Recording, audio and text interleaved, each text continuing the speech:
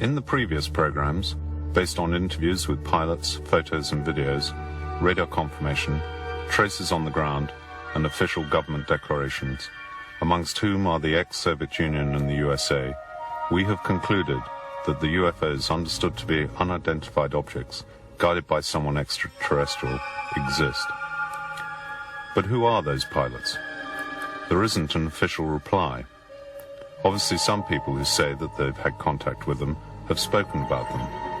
Some of the extraterrestrials would be benevolent, worried about our future. Others would take organic substances from kidnapped terrestrials, a worrying fact. But is the UFO phenomenon new? Not according to numerous experts. The Vedic, Sumerian, Egyptian, Maya, and Aztec texts would talk diffusely about visitors from the stars. And even the circles in the cornfields, revealed in many countries over the last few years, would connect the ancient traditions with messages from faraway civilizations in space. The UFO subject matter is covered by state secrets. What can be hidden behind the curtain of official silence? And why the secret? It is the theme of this last program. We are entering a hypothetical field, certainly, but with many pertinent questions. We base ourselves above all on American materials. What is hidden behind the top secret? Let's start with the official documents. In 1947, General Twining prepared this document for the Pentagon, in which he says that the UFO phenomenon is real, that the objects have the capacity for extraordinary flights, that they're metal, and that they carry out elusive maneuvers, which makes one think of an intelligent guide. Their technology and origins are unknown. This document has been recognized thanks to President Carter in the 1980s. The main question is the USA in possession of a fallen UFO? The answer is yes. On the basis of this document, written in 1947 by Edgar Hoover, then chief of the FBI, you can read, "The FBI must have access to the recovered UFOs." Another question is, has the USA recovered alien bodies? On this 1950 memo from an FBI agent to his boss, Hoover, you can read that the military aviation is in possession of 3 small humanoids. This was confirmed in 1983 by Professor Sarbacher, a real witness. He writes, "The material of construction of the UFO was light and resistant.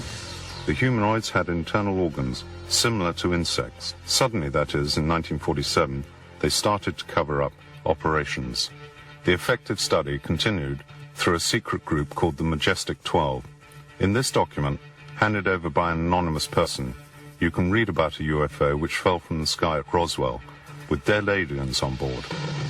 But everything has always been officially denied. However, in this 1950 document, the Canadian engineer Smith tells his government that in the USA a secret group led by a Professor Bush has been assigned to study UFOs. That is Majestic 12. We are traveling in the direction of Roswell, New Mexico, where in the distant past of 1947, flying saucers would have fallen and alien bodies recovered. It seems like a science fiction film. Here something unique would have happened. Something absolutely extraordinary. We've tried to reconstruct the facts.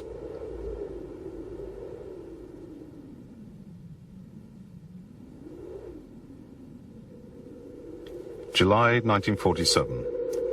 The Roswell Daily Record prints the official news that the military aviation personnel have found the remains of a flying saucer. The scoop went all the way around the world. A UFO has fallen from the sky, not far from the Roswell military base.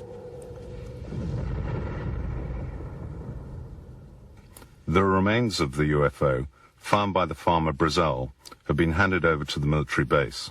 But the next day, General Ramey, in a press conference, declared that those remains were simply those of a sounding balloon. The press published the official denial.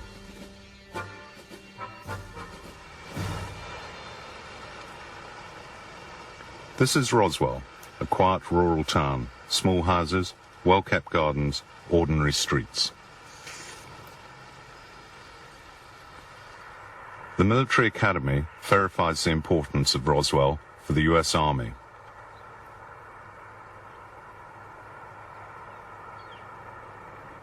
In the 1940s and 50s, Roswell was the base for the atomic bombers who dropped the bombs on Nagasaki and Hiroshima in Japan. What happened near Roswell? Was it a sounding balloon or a UFO? No, it certainly was not a mogul balloon that was picked up in Roswell in 1947. I've been investigating flying saucers since 1958. And I was the original investigator on the Roswell story starting in 1978. I've talked to many dozens of people who were involved in one way or another. I was the first to talk to Major Marcel. Major Jesse Marcel. At a radio station, a journalist said to Friedman, "The man you ought to talk to is Jesse Marcel." I say, "Who's he?" And I didn't know. He says, "Well, he handled pieces of one of those saucers you're interested in when he was in the military." That got my attention, as you can imagine. And I called Jesse the next day. The reporter showed up. He was listed in the phone book. I talked to him. He told me the story. Jesse Marcel spoke about it bravely. It was a very dangerous subject. The military people in particular were very strongly intimidated by the government. Some of the community people were as well. The sheriff's granddaughter talks about her grandmother telling her that the military told him, "If you ever talk about what you saw, we will kill you and we will kill your family." And the granddaughter's horrified to hear this. "Did you believe them?" And the grandmother quietly said, "I was there. Yes, I believe them." Friedman has found 200 other witnesses besides. This is the center of Roswell. Some veterans of the old military base have created a small museum to record the extraordinary episode of 1947. Walter Haut was then the chief press officer of the base. The only thing wrong with that whole story, in talking with Major Marcel, he made a statement to me on several occasions that the material that I took into General Ramey's office is not what was shown to the press. That was a weather balloon that he had there. That's not what he had taken into the office. And there was not much I could do. The general said, "You're going to say that that is what you picked up and brought in to me." And I said, "It wasn't. Different material." He felt that it was something extraterrestrial, materials that were a little bit different than anything we have or had in our possession at that time. What we now have is aluminum foil.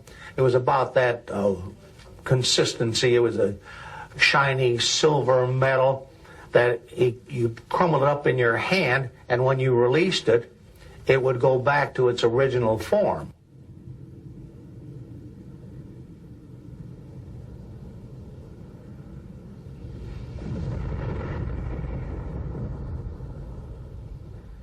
After the farmer, Mark Bazell, gave the UFO remains to the base, Major Jesse Marcel inspected the places. He gathered himself pieces of strange material, went home and showed them to his wife and son, who were then 12, and he remembers. And there's a lot of pieces of metal and looked like black plastic, sort of like bakelite. There was a lot of foil-like material, like aluminum foil, except it wasn't quite aluminum. At least it certainly didn't look like that to me. It was not highly reflective, but it was just pieces of what looked like aluminum foil, kind of a dull aluminum color. And then there were pieces of I-beam materials that had writing or symbols. The symbols that I saw looked like geometric forms, like circles, triangles, squares, various different geometric shapes. And years later, I talked to my dad about this to see if his recollection was about the same, which it was. We compared notes as to the color, the size, and the general appearance of the symbols. The character of the debris, certainly the symbols that were written across this I-beam, did not look like it was something that came from our own civilization. He was always very certain about that. He never had any doubts in his mind where this came from or where it didn't come from. It did not come from planet Earth, but it came from someplace else. We examined this material for about 15 or 20 minutes in our house there in Roswell.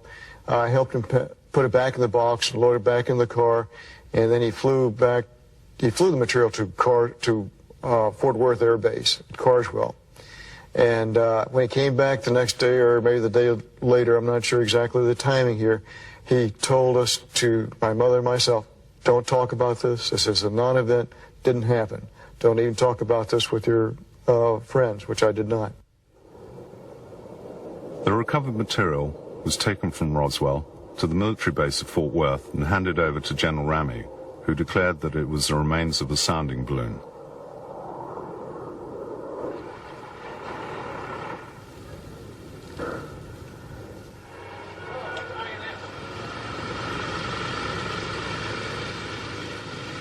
Airman Shirky helped transport it. I saw Major Marcel go by, and 4 or 5 of the fellows were carrying open boxes, cardboard boxes, with scraps of metal stacked up in them.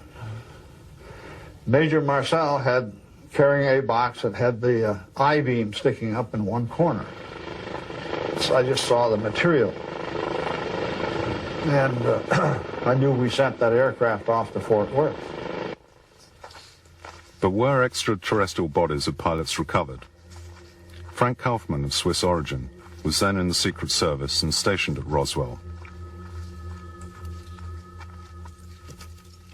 He is the only living witness to declare not only to have cleared the area of UFO remains, but also to have recovered 3 of the 5 alien bodies who died in the crash. He won't appear on TV, but he allows us to tell his story. The extraterrestrials are about 1.40 meters tall. They had big eyes, a small nose, and their skin was reddy brown. They seem very human-like. He tells that one of them had eyes looking up to the sky, with a sweet and intelligent expression.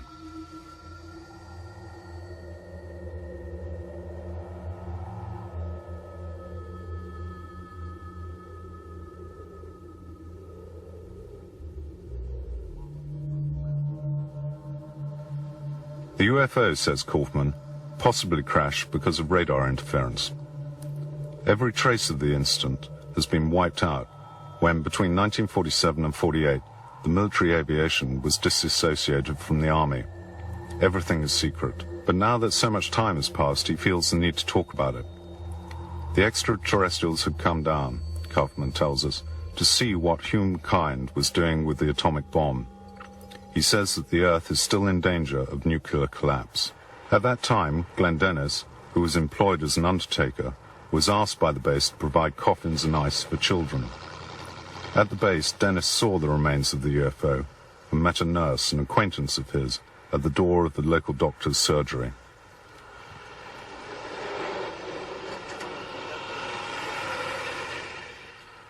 She said, get out of here as fast as you can because you're in a lot of trouble. You will be in a lot of trouble. But then she went on across, and in the meantime, she was having difficult breathing. Next morning, about 11 o'clock, she calls me and said she had to talk to me. She said, we have to get together. She informed me that then this lady was still crying, and she was still upset, and her face was all scratched, and her hair was messed up and everything. That she said she hadn't slept all night, and she was, she didn't know what was going to happen. She said that in one crash bag there was 2 very mutilated small bodies, and she explained that they had the hands were severed on one. The doctor would take a long forceps and turn it over. They explained that there was 4 fingers, very fragile. They had little pads on each end of the 4 fingers. And the way the doctors described it, that it looked like there might be little minute suction cups in those pads. She explained to me that they had a very large head that were flexible like a newborn child.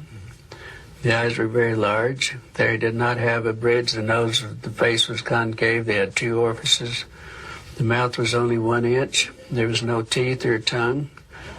They did not have the ears, as we know. They had 2 ear canals, a double ear canal, not just 1 ear canal. What she did, the night before, she drew me a small diagram on the back of a prescription pad that she always kept in her uniform there. And she did the best she could on the drawing of the head and the little arms and explaining to me what it was. She gave it to me and told me that she wanted me to have it, but that I would never reveal where I got it. I mean, that her name, she did not want to be involved anymore in this, and all. And I gave her a sacred oath that I would not reveal her name. And that was the last time I saw her. I called out the next day, and they said that she was transferred out that afternoon. They don't know where. About 6 weeks later, I get a letter from England. About 6 weeks later, my letter came back, and down on the corner it said return to center. Then it had in the red letters deceased, and it was sent back to me. Following the Roswell controversy at the beginning of 1994, that a Republican representative of New Mexico officially asked for explanations from Washington. In September 1994, the reply was given with this document, which confirmed the theory of the sounding balloon, specifying that it had been used to reveal eventual atomic explosions in the ex-Soviet Union. But the document was full of gaps. Besides, all the documents from that distant summer in 1947 have disappeared. Is this just one instance? And this is one of the so many official documents on UFOs released on the basis of the Freedom of Information Law brought in by President Carter in the 80s. Censorship, as you can see, has had a heavy hand. What do they want to hide? It's certain this is biased information, full of gaps, lends itself towards disinformation, speculation. And so the UFO which fell to Earth at Roswell may be one example of many such incidents, most of which have never been officially acknowledged.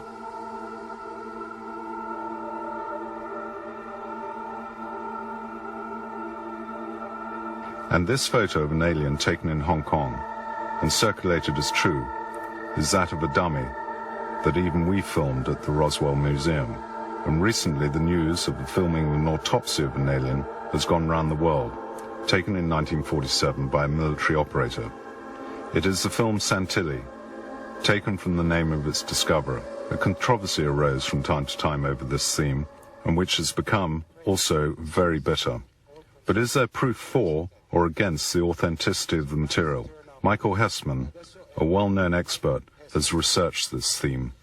And so I started a very careful investigation, and today I can say that we discovered a lot of indications that the film very well might be the real thing, but we did not find any indication or any evidence of a fake, of a hoax yet. In the film sequence, you would see even President Truman next to the remains of the UFO and the alien bodies, obviously a state secret. If he has the footage of President Truman, then I believe that would be dangerous for him. And I believe that's what's happened. I believe somebody has said, yes, by all means, go ahead with what you've got. But if you show President Truman on film, you're going to be planted in the desert. But this is just your feeling, or...?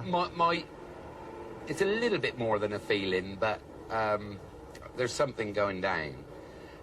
He was visited by 2 agents at one time, and I believe at that meeting something was said, and then it changed everything. It was President Truman himself who created the secret Majestic 12, on which we've already talked about, who prepared the document in which you can read in detail the facts about Roswell. Another document, still by Majestic 12, explains how to recover and deal with extraterrestrials.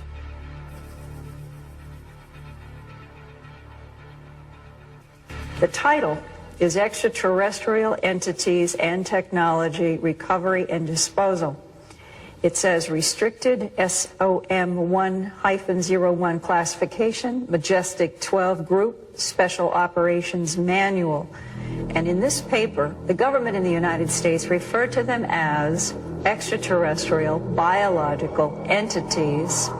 And then the acronym was EBES. The document describes in minute detail the two types of alien known in 1954. The first type is humanoid, similar to an Oriental person. He is 1.60 meters tall, weighs 50 to 60 kilograms, has a big round head, no hair, pale skin, which is yellowish and thick, small wide Oriental eyes, subtle nose, wide mouth, and strong and muscular physique. The second type is more humanoid, 1.20 meters tall, 30 kilograms in weight, very big black eyes without eyelashes, no nostrils, 2 nasal apertures, small mouths, pale blue-grey skin. They have no breasts. They have 4 fingers joined by a membrane. The Majestic 12 documents come from an anonymous source. Are they authentic? I've been working on that for 10 years, the Majestic 12 documents. I've been to 15 archives. I worked under security for 14 years, so I've handled thousands of classified documents, wrote some myself. My conclusion is that the briefing document for President Eisenhower dated 18 November 1952, the Truman-Forrestal memo of September 24th, 1947, the Cutler-Twining memo of 1954, and some of these later additions that people haven't seen. I'm convinced that these are genuine. And I think that if any major newspaper, New York Times, Washington Post, London Times, whatever, were to spend the same amount of effort as the Washington Post did on blowing the top off the political Watergate, working on the cosmic Watergate, starting with the MJ-12 documents, starting with people like me who've spent a lot of time, I think they would succeed. Having them have the will to do it is another story. But the MJ-12 documents, certain of them, are genuine. And there are documents which show the existence of a special group, Blue Fly, which was set up for the recovery of fallen UFOs. It seems like it intervened in Mexico, South Africa, Australia, and elsewhere. What number would they got up to today?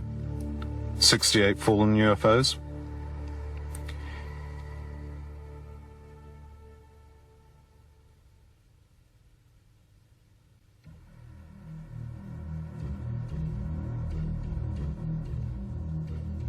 In the 1960s, Sergeant Major Robert Dean was part of the General Staff of NATO,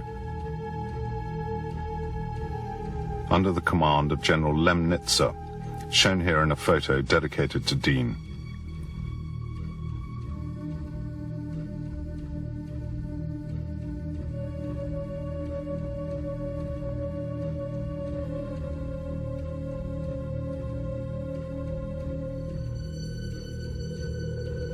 NATO often entered into maximum alert because of unknown squadrons, that is UFOs, coming from the communist bloc, had flown over Western Europe, disappearing over Scandinavia. Dean was able to read a fat secret file of NATO on the theme. What were these squadrons? Was it a danger to NATO?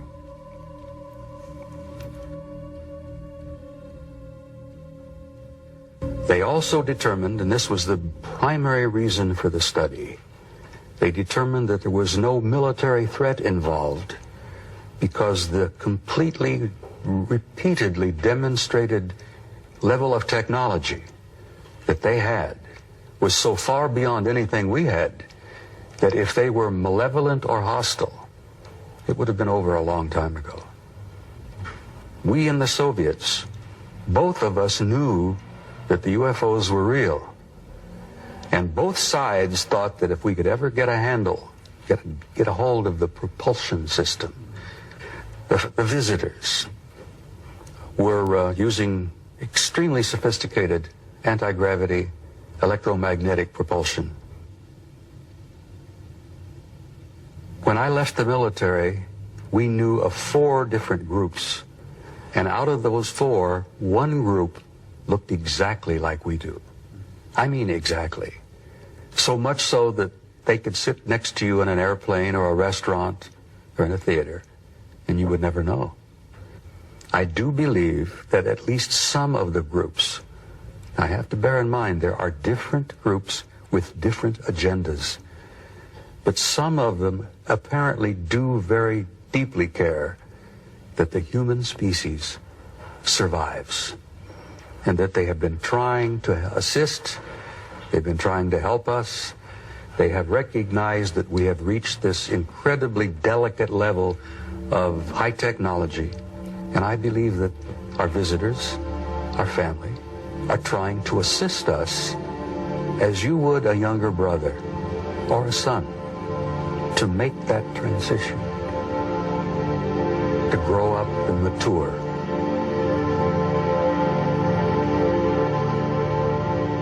Some level in my government, someone wants me to continue to do what I'm doing because I continually share what I know with people in a non-frightening and a non-threatening way. And I do it leaving them with a sense of hope. And I think that my government probably wants me to continue to do that because I'm a realist. I'm an old retired soldier. And that if my government wanted to close me down or shut me up, they could have done it so easily over the years. But have you met any visitors?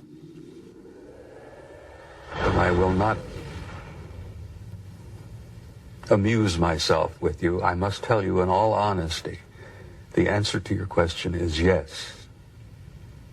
But I am not at this moment prepared to go into great detail.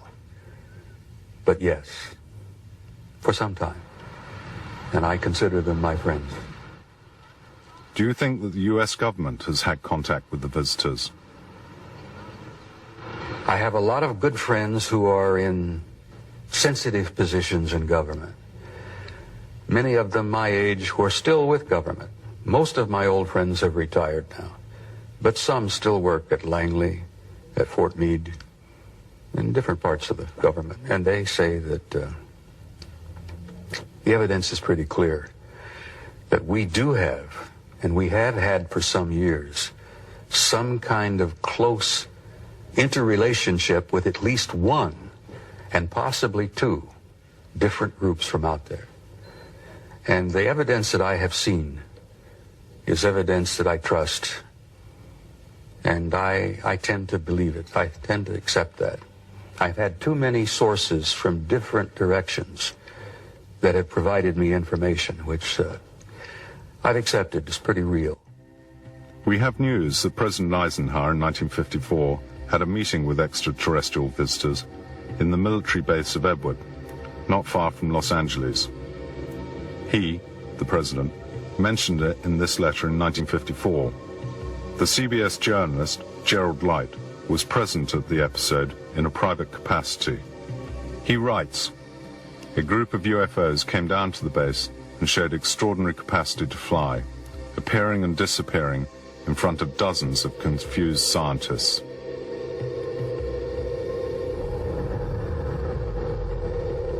The fact was confirmed in 1982 by an experimental pilot who accompanied Eisenhower on that extraordinary occasion.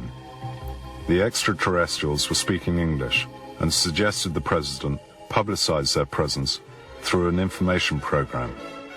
Eisenhower said he wasn't ready.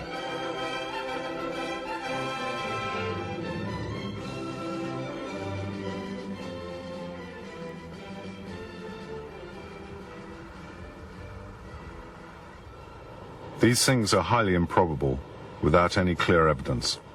They took place far from prying eyes, inside military bases, in desolate areas like this.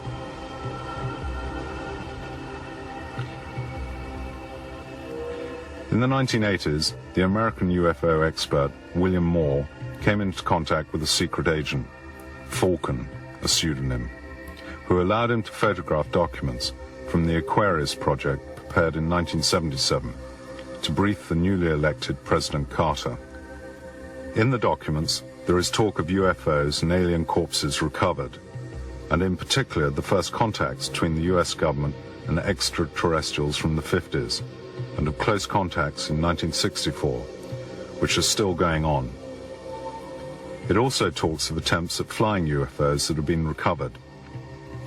In 1988, Falcon, along with another secret agent, Condor, appeared incognito on television and confirmed the facts.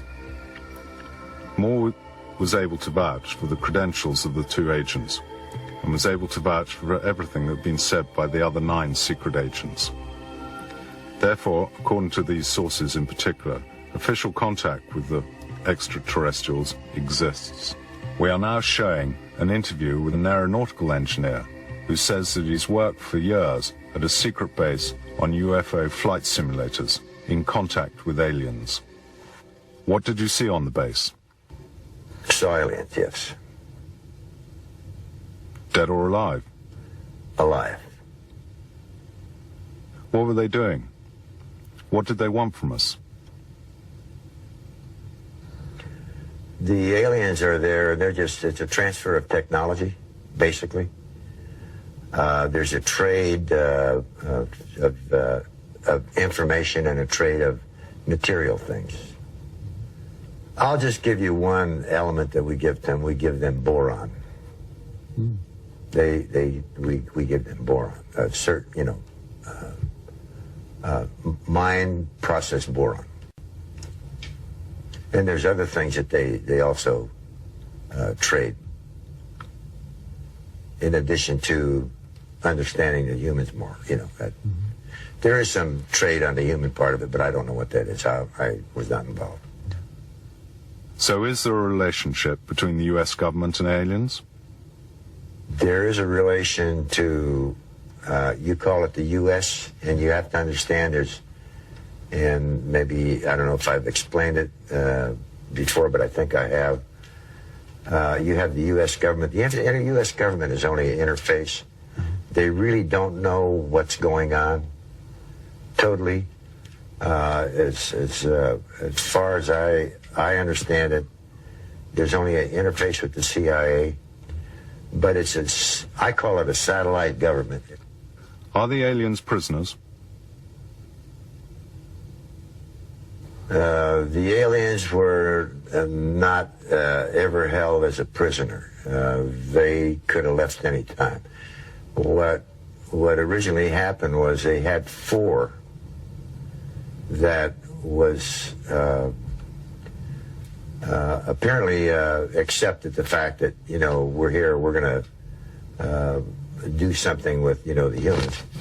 And they were taken to New Mexico, to a facility in New Mexico, where they spent 9 months. This is from a saucer landing, or you could call it a saucer crash, that happened in outside of Kingman, Arizona. That was in about May of 1953.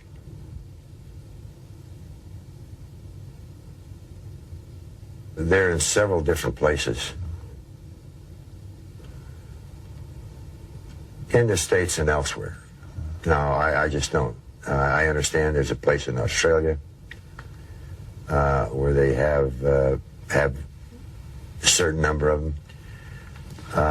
But, how many, for example, England and so forth and so on, Puerto Rico, I just wouldn't know. In the skies above Area 51 in Nevada, numerous objects similar to UFOs have been spotted. Are they piloted by Americans? Assembled there. Yes. Assembled there. They might fabricate some parts, but mostly the parts are fabricated elsewhere and shipped into there, flown in, There in the background is Area 51, the most mysterious base in the USA. A long dusty road, and then hidden behind the mountains, the base. According to engineer Hugh House, there is close collaboration with extraterrestrials, described by him as humanoids of Oriental type with dark skins. And some UFOs are piloted by Americans. Talk about science fiction. But Hugh House is not the only person to believe all this. John Lear, a famous American test pilot, active in CIA operations, holds similar ideas, as do others, like Virgil Armstrong, ex-CIA agent. As like engineer Benevitz, who maintains that an extraterrestrial base exists at Puche, New Mexico.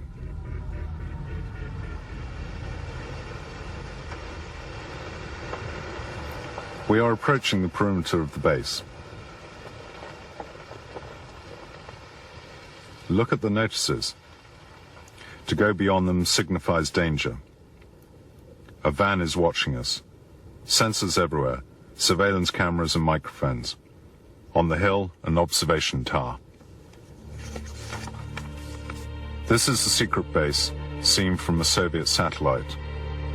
A very long runway crosses a salt lake, which hides an enormous underground construction, invisible even to satellites. And these are the photos taken of that base from the neighboring mountains some years ago.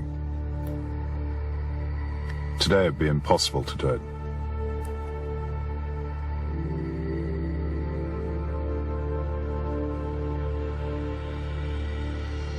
The stealth bomber, the invisible aircraft, was tested at Area 51, as was the Aurora prototype.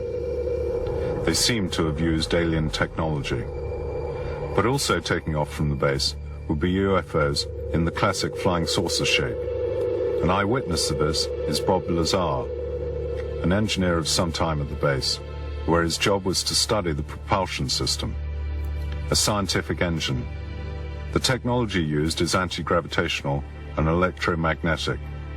These are the plans of the saucer studied by Bob Lazar. It was George Knapp, a famous reporter and researcher from Las Vegas, who discovered Lazar a few years ago. Is it a credible story? Since I've been researching this topic, I've found more than 24 other people who've worked at this base in the 50s, 60s, 70s, and 80s who have given bits and pieces of the same story, all telling me that they've seen these disc-shaped craft out there, some who suggest that they've seen indications that it's of alien origin. They admit that we've probably built our own discs, but that some of these things came from somewhere else. I believe the story. Before leaving the area, an obligatory visit to a nearby hostelry, well known to ufologists, the Alien Inn. Thousands of curious people have come here in search of extraordinary sightings. A tourist tells us. 2 weeks ago, I was coming home from Las Vegas. I was coming down in the other valley, and south of the black mailbox, about 4 miles, I seen an object, flying saucer. It was shaped like a cigar, only flatter.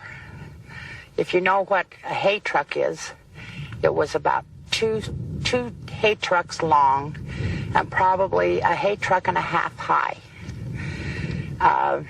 It was 3 to 4 miles away, and it had lights all over it. It was the color of a dull gray. It was 9:42 in the evening, and there was 2 guard trucks came to us, and they tried to get us to give us our names and addresses and telephone numbers, and we all refused and drove off. And it was there from, I'd say it was in view for at least 5 minutes. And it was jumping up and down like it was having a hard time taking off. And it did this maybe 2 to 3 times, bouncing up and down, and then all of a sudden it just went shh, and it was gone. What about the space missions? Were UFOs never seen? Or other forms of life observed? We show you other documents, which are surprising to say the least. In 1969, Apollo 11 made the first landing on the moon. Let's listen. What is it? We have some explanation for that. We have none. Don't worry. Continue your program. Oh boy, it's really something that was fantastic here. You couldn't ever imagine this. Roger, we know about that. Could you go the other way? Go back the other way. Well, this guy Ridge, pretty spectacular. God, what is that there?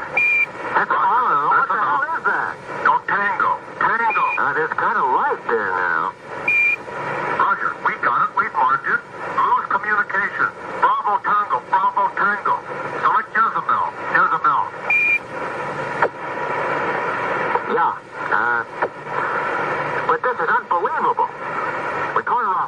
Tango, Bravo Tango.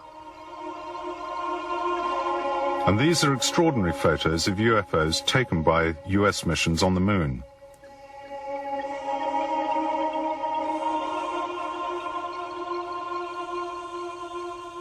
The UFOs seem to be observing. A UFO lit up to the left, high up.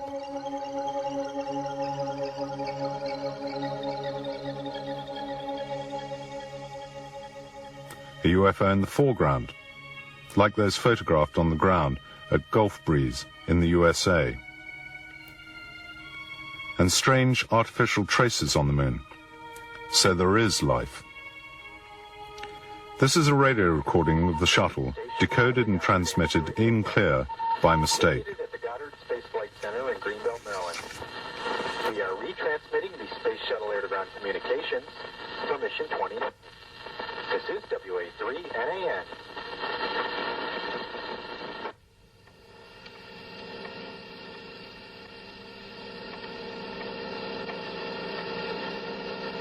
Houston, this is Discovery. We still have the alien spacecraft under observance.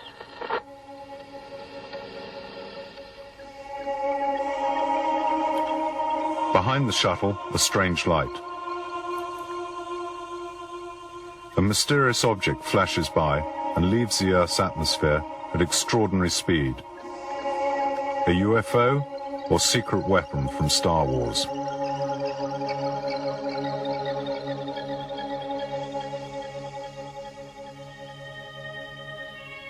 And again, other strange and very rapid objects seen from the shuttle. They are not drops of water or ice which have detached themselves from the shuttle.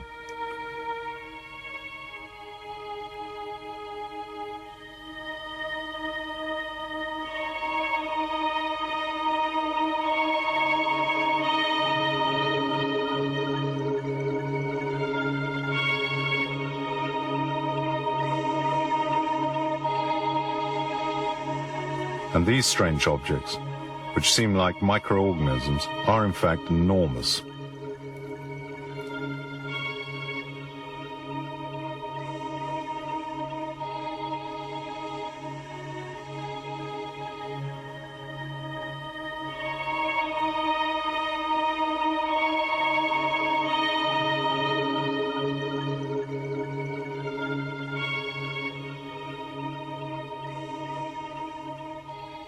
Gordon Cooper, an American astronaut, is, like all his colleagues, bound to secrecy.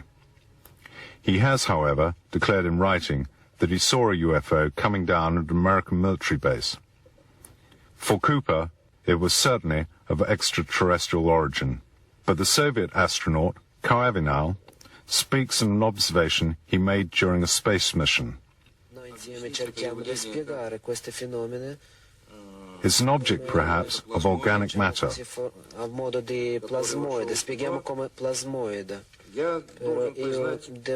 Talk about mysterious.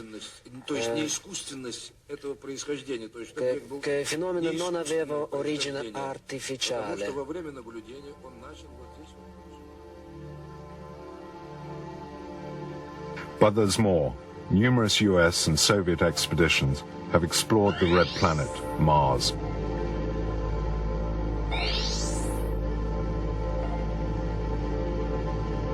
Its rugged surface makes one think of river erosion on a gigantic scale.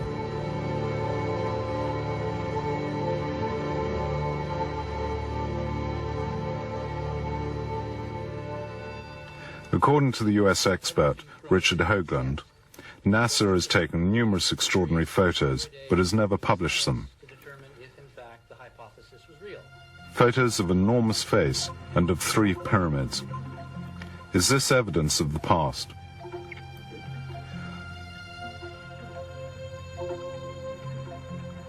Drawing a line between them, according to Hoagland, a triangle identical to the one in Egypt, which links the Sphinx and the neighboring pyramids.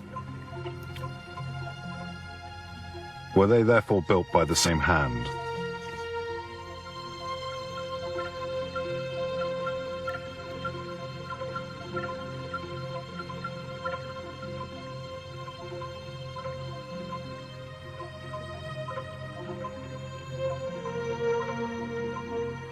But couldn't these photos be the result of computer enhancement? No, for many specialists they are genuine. It should be noted that all the subsequent expeditions to Mars ended in disaster. The Soviet probe Phobos, called after the moon of Mars, which seems to have a strangely empty interior, transmitted to Earth these images of a strange cigar before unexpectedly going silent forever. Was it hit or destroyed? These are the other images taken on Mars. Evidence of past life?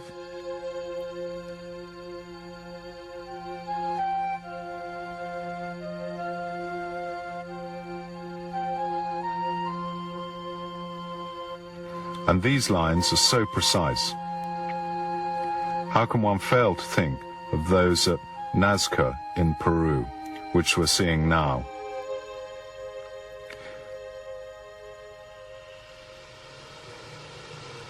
But why the secrecy up until now? At the beginning of 1947, it was certainly to avoid repetition of what happened in 1938, when Orson Welles, during a radio play, announced, "The Martians have landed." Thousands of terrified people fled the cities. Then another motive. It couldn't be admitted that UFOs could violate every defense system. In addition, there was a very strong military interest in extracting from this a technical advantage, whether for the US and our allies or for the Soviet Union. But there was recognition of the problem. The UN Secretary, U Thant, said to the New York Post in 1967 that the most urgent question after Vietnam was that of UFOs.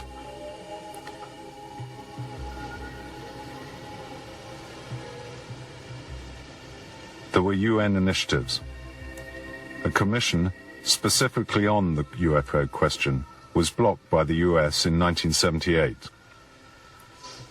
Also, an important initiative to send signals into space and to capture any incoming signals, the SETI project, had a very brief life because of the withdrawal of public funds.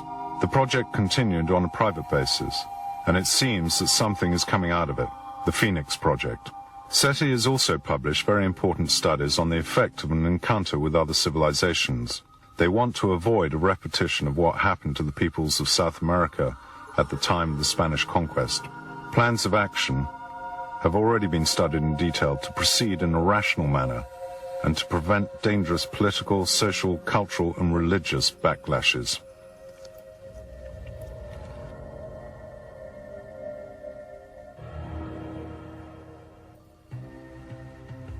American public opinion has several times asked the White House to tell the truth about UFOs.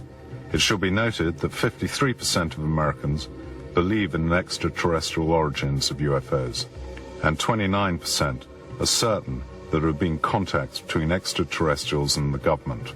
For some time, the old hands have been taking the initiative. Among them, the ex-sergeant major from NATO, Robert Dean, and the astronaut, Robert Cooper. They ask that the military evidence, and not just the American, should be released from secrecy.